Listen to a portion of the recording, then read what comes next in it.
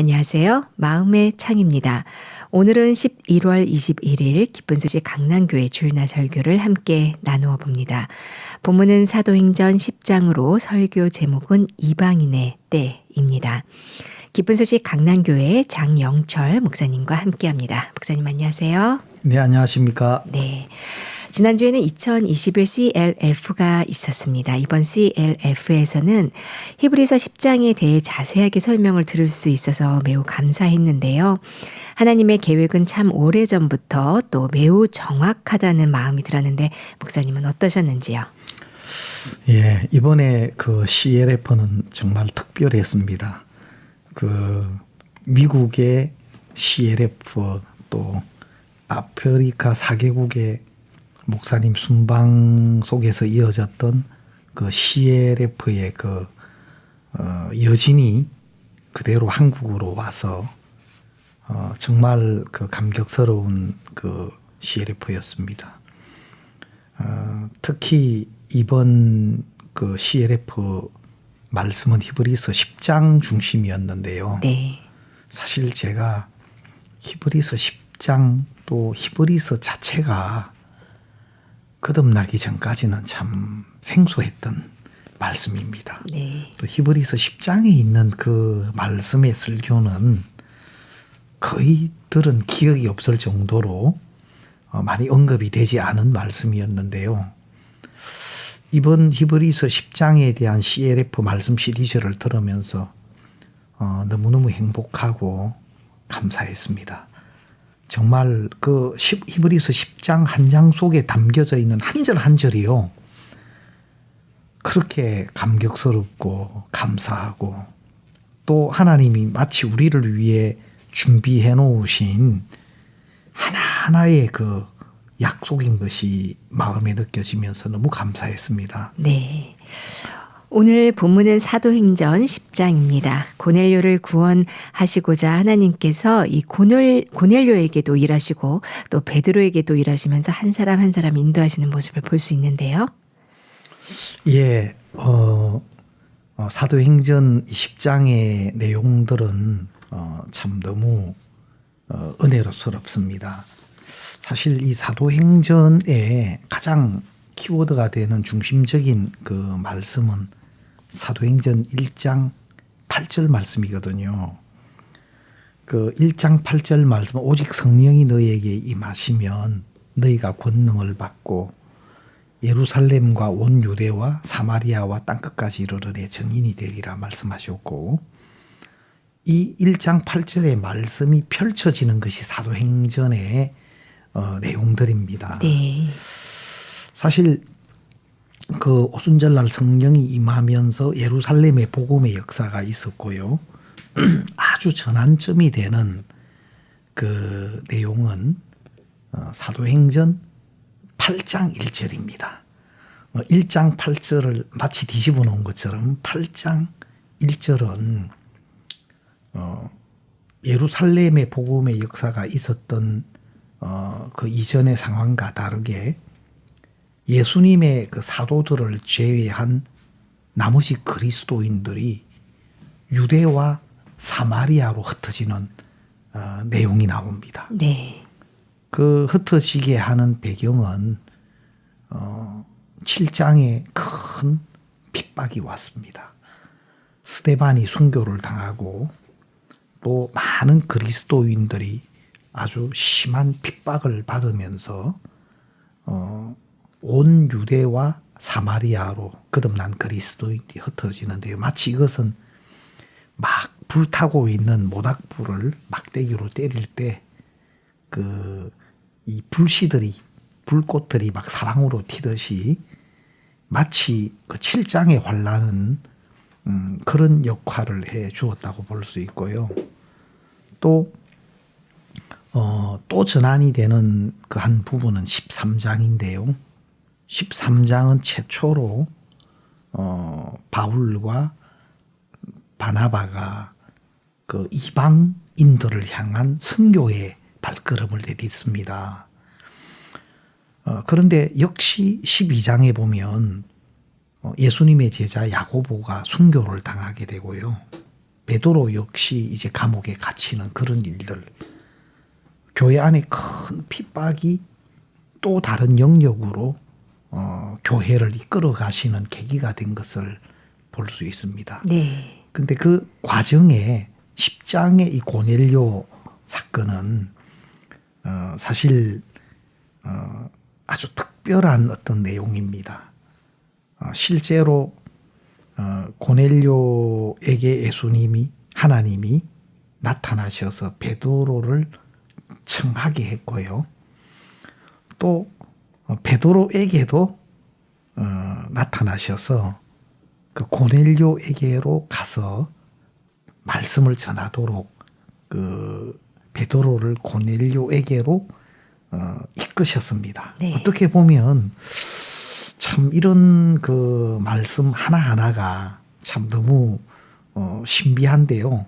사실 사도행전 9장에 보면 이런 비슷한 내용이 또 나옵니다. 그 구원받은 그 사울, 바울이죠. 바울이 막 그리스도인을 핍박하기 위해서 다메섹까지 왔는데 그 다메섹에서 예수님을 만납니다. 그리고는 아나니아를 그 다메섹에 있는 사울에게 보내는데 이 아나니아는 막 가지 않으려고 하죠. 왜냐하면 네. 사울에 대해서 듣고 또 보아왔던 것이 있기 때문에요. 그러나 하나님이 아나니아를 이끌어서 사울에게 보내고 또 사울이 안수를 받음으로 눈에 비늘이 벗어지고 힘을 얻고 또 예수님이 그리스도인 걸 증거하는 일이 있는데요. 사실 이런 내용들을 보면 하나님이 우리가 만나는 하나하나 또 우리에게 주어지는 일 하나하나 속에는 하나님의 계획과 승리가 있었던 것을 알 수 있습니다. 네. 사실 그 뭐 베드로에게도 환상도 보여주셨고 부정한 짐승들이 이 보자기 같은 그릇에 쌓여서 내려오는데 잡아 먹어라 할 때 베드로는 그걸 먹지 않습니다. 내가 지금까지 부정한 것을 먹지 않았습니다 하면서 계속 거절합니다. 그때 하나님이 내가 깨끗게 한 것을 네가 부정하다고 하지 말아라. 3번씩 그렇게 하면서 결국은 그 그릇은 올라가고 고넬료가 보낸 사람이 베드로에게 오는데요. 또 성령의 인도하심으로 그 사람들과 함께 고넬료에게 옵니다. 사실 고넬료에게 오지만 그 베드로 속에 있었던 그 유대의 관념은 네. 여전했습니다. 유대인으로서 이방인과 교제하는 것이 위법인 줄 아노라. 위법이다. 참 그 유대의 그 관념이 여전히 살아있는 걸 볼 수 네. 있는데 그러나 그 고넬료의 어떤 마음, 우리가 하나님 말씀을 듣고자 하여 우리가 하나님 앞에 있습니다. 베드로 앞에 있는 것이 하나님 앞에 있다. 그리고 베드로가 전해주는 복음을 듣고 그들 속에 성령이 임하고 구원받는 이런 역사들. 사실 그 하나님이 왜 베드로를 보내셨을까? 거기는 또 하나님의 계획이 있었습니다. 사도행전 15장에 보면요. 유대로부터 온 사람들이 다른 복음을 전합니다. 이방인들도 할례를 받고 모세 율법을 지키지 않으면 구원을 받지 못한다. 그것이 큰 혼란을 줍니다. 그리고 예루살렘까지 사람들을 보내서 왔을 때 사도들을 통해서 의논이 되기도 했지만 베드로를 통해서 하나님이 명확하게 이 부분에 선을 지어줍니다. 이방인들도 똑같은 우리와 똑같이 믿음으로 구원을 받게 되는 것을 허락하신 하나님의 뜻을 베드로가 명확하게 이야기하면서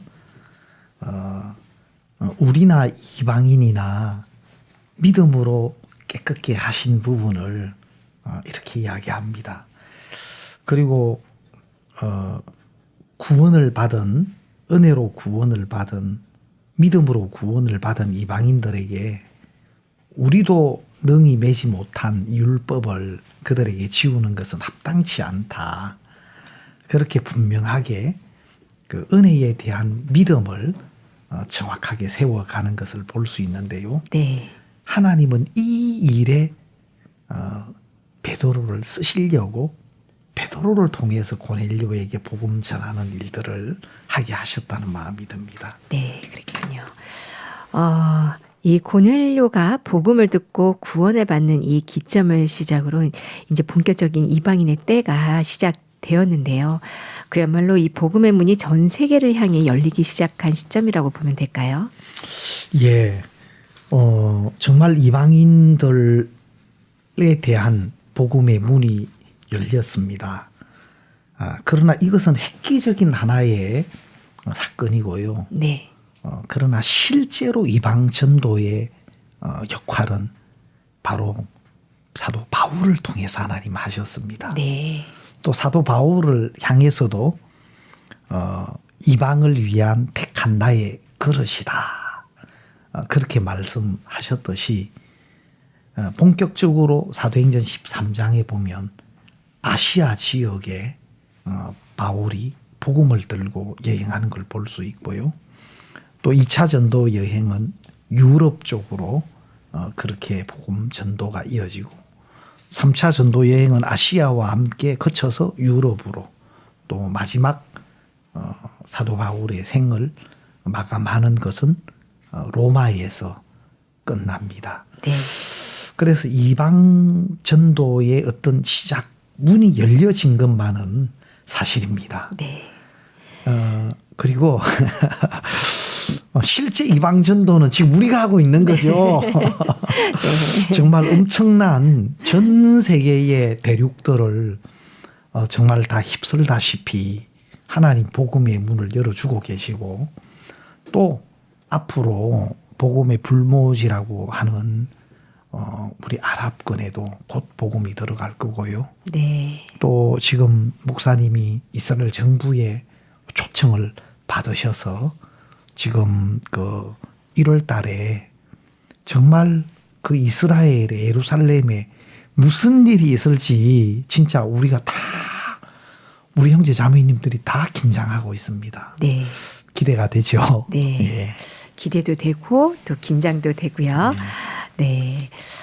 기독교 역사상 지금 저희 선교회에서 일어나는 역사는 그동안 없었죠. 예. 정말 뭐 이런 규모의 이런 복음의 역사는 찾아볼 수가 없었습니다. 네. 성경에 나타난 가장 큰 복음의 역사가 초대교회 때 3,000명이 구원을 받고 5,000명이 구원을 받는 이런 큰 역사가 있었습니다. 또 사도 바울을 통해서 증거된 이 복음의 지경들은 그 당시 여건이나 정황으로 보면 정말 놀라운 하나님의 역사였습니다. 그러나 지금은 하나님 많은 걸 준비해 주셨습니다. 방송들, 또 자동차, 또 비행기, 네. 그리고 온라인. 네. 정말 엄청납니다. 네. 하나님이 전 세계를 복음으로 다 뒤덮는 일을 하고 계시고 또 이 일에 우리도 참여할 수 있게 해주신 게 얼마나 영광스러운지 모르겠습니다. 네, 감사합니다. 우리가 바로 이 이방인의 때에 구원을 받은 정말 이 행운 중에 행운인 그리스도인들인데요. 고넬료의 이 구원은 우리에게 큰 의미가 있다고 볼 수 있겠습니다. 이방인의 때가 고넬료의 구원에서 시작되었다면 이방인의 때의 끝은 언제일까요?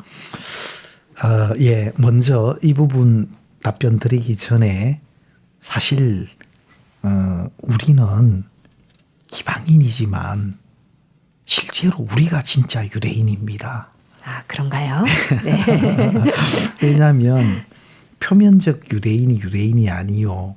이면적 유대인이다. 네. 표면적 육신의 할례가 아니고 이면적 할례가 진짜 할례다. 그래서 할례는 마음의 할지니 그렇게 말씀하셨는데요.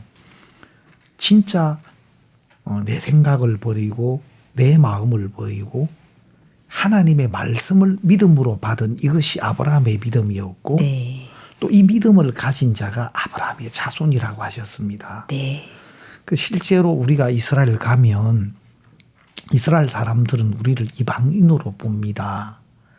그러나 그분들은 아브라함의 혈통만 이어받은 표면적 유대인이고 진짜 아브라함의 믿음을 그대로 받은 믿음의 자손은 바로 우리입니다. 네. 그걸 다시 한번 강조드리고요. 사실 이 이방인의 때, 이 이방인의 지금이 바로 이방인의 때거든요. 그렇죠. 근데 다니엘서 9장에 보면 9장 24절에 보면 예루살렘을 중건하라고 하는 영이 날 때부터 기름 부음을 받은 자 곧 왕이 일어날 때까지 7일에와 62일에가 지날 것이요 그랬습니다. 바로 하나님의 섭리와 계획은 70일에로 정해졌는데 기름 부음을 받은 왕이 일어난다 하는 그 뜻은 뭐냐면 바로 그 예수님을 가리킵니다. 네. 예수님이 우리를 위해서 오셔서 우리를 위하여 구원의 일들을 이루시는 그때를 말합니다. 네. 그래서 다니엘서 그 24절에 보면은 내 백성과 내 거룩한 성을 위하여 70일에로 기한을 정하였나니 허물이 마치며 죄가 끝나며 죄가 영속이 되며 영원한 의가 드러나며 이상과 애언이 응하며 지극히 거룩한 자가 기름 부음을 받으리라 했는데 바로 기름 부음을 받으시리라 하면 이분이 예수님이고 네. 또 예수님의 십자가의 대속으로 말미암아 이 모든 것이 이루어집니다. 이것이 69일에 이루어지는 겁니다. 십자가에서. 그리고 한 일회가 또 남아 있는데 이 한 일회가 이어지는 것이 아니고 이 한 일회는 뚝 떨어져서 마지막 이 세상 마지막 한 일회를 남겨두었습니다. 그것을 성경에는 7년 대환란이라고 말합니다. 그렇군요. 그래서 이방인의 때라는 것은 예수님이 오셔서 우리를 구원하는 것들을 다 이루시고 난 뒤에 실제로 유대인들은 예수님을 배척했습니다. 네. 로마서 11장에 보면 유대인이 들어는 완악하게 됐다. 그래서 그들의 완악함이 이방인들에게는 기회가 된 겁니다. 네. 강팍하고 완악하게 된 유대인들로 인해서 하나님은 이방인들이 구원을 얻을 수 있는 기회를 주셨는데 그것을 바로 이방인의 때라고 말합니다. 네. 그래서 사실 이 이방인의 때는 다시 하나님은 유대인들을 돌이키게 하시는데 유대인들이 다시 돌이켜지는 시점이 마지막 한 일의 중간쯤에 3일회가 지나고 3일의 반이 지났을 때 그 예루살렘의 성전에 내가 하나님이다 하고 즉 그리스도가 등장하게 되면서 우리가 속았구나, 우리가 잘못 알았구나 하는 그 유대인들의 회개가 시작됩니다. 네. 사실 그렇게 유대인들이 하나님 앞에 돌아오기 전까지 이방인의 때가 주어져 있는데요. 그리고 그 성경에 보면 이방인의 충만한 수가 들어오기까지는 더 완악하게 됐다. 이스라엘 백성 그랬는데 어떤 분은 그래요. 이방인의 충만한 숫자가 차면 세상 마지막이 되니까 다른 사람이 빨리 구원받으면 우리 가족들이 그 자리가 다 채워져서 구원 못 받는 거 아닌가요? 그런 걸 걱정하는 분이 계시는데 그렇지 않습니다. 그래서 누구에게나 복음을 전하고 어떤 이방인의 충만한 수가 특정돼 있는 건 아닙니다. 그렇죠. 단지 세상의 멸망을 보면요, 우리가 주의할 게 창세기 6장, 7장에 홍수 심판이 오는데 이 세상의 마지막은 하나님의 백성의 타락입니다. 하나님의 사람들이 사람의 딸들의 아름다움을 보고 그들을 취해서 육체가 되었다. 하나님의 사람들의 타락이 이 인류의 멸망을, 세상의 심판을 불러왔습니다. 네. 홍수 심판도 그랬고, 네. 또 창세기에 보면 소돔과 고모라의 심판 때에도 사실 의인들의 타락이 이 마지막 그 소돔과 고모라를 하나님 멸하시게 되는 심판으로 이어지는 걸 봅니다. 이 시대도 마찬가지입니다. 거듭난 그리스도인이 더 이상 그 역할을 할 수 없을 때 이 세상의 심판은 앞당겨질 겁니다. 그래서 우리가 정말 더 많은, 실제로 지금은 바로 우리 이방인들에게 은혜를 베풀 수 있는, 또 은혜를 입을 수 있는 시간으로 하나님 허락한 시간이기 때문에 우리가 더 많이 우리 주위의 많은 사람들에게 복음을 나타내고 또 이 은혜 안에 들어올 수 있었으면 좋겠습니다. 네. 복음을 전할 수 있도록 모든 것을 다 마련해 놓으셨는데요. 이때 우리가 주위에 있는 많은 사람들에게 복음을 전해야 하겠습니다. 이제 곧 성탄절을 맞이하게 되는데요. 이번 그라시아스 합창단의 영화 Fall Unto Us 무척 기대가 되네요. 목사님 어떠신지요? 예, 저도 너무 궁금해집니다. 사실 크리스마스 그라시아스의 크리스마스 콘서트도 겸해서 네. 주어지고, 그 다음에 그 크리스마스 칸타타 영화가 과연 이번에는 뭐 어떤 모습으로 우리에게 또 선을 보일까. 항상 그라시아스는 우리에게 특별한 선물을 선사해 왔지 네. 않습니까? 정말 기대가 되고요. 또 그것과 함께 목사님의 특별한 크리스마스 메시지가 정말 기대가 됩니다. 정말 청취자 여러분, 결코 놓치지 마시고 다 은혜로운 시간 되셨으면 좋겠습니다. 네, 감사합니다. 오늘 함께해 주신 기쁜 소식 강남교회 장영철 목사님 감사합니다. 네, 감사합니다. 새소리 음악 중고등학교 합창단이 부르는 Joyful Joyful 들으시고 저는 2부에서 다시 뵙겠습니다.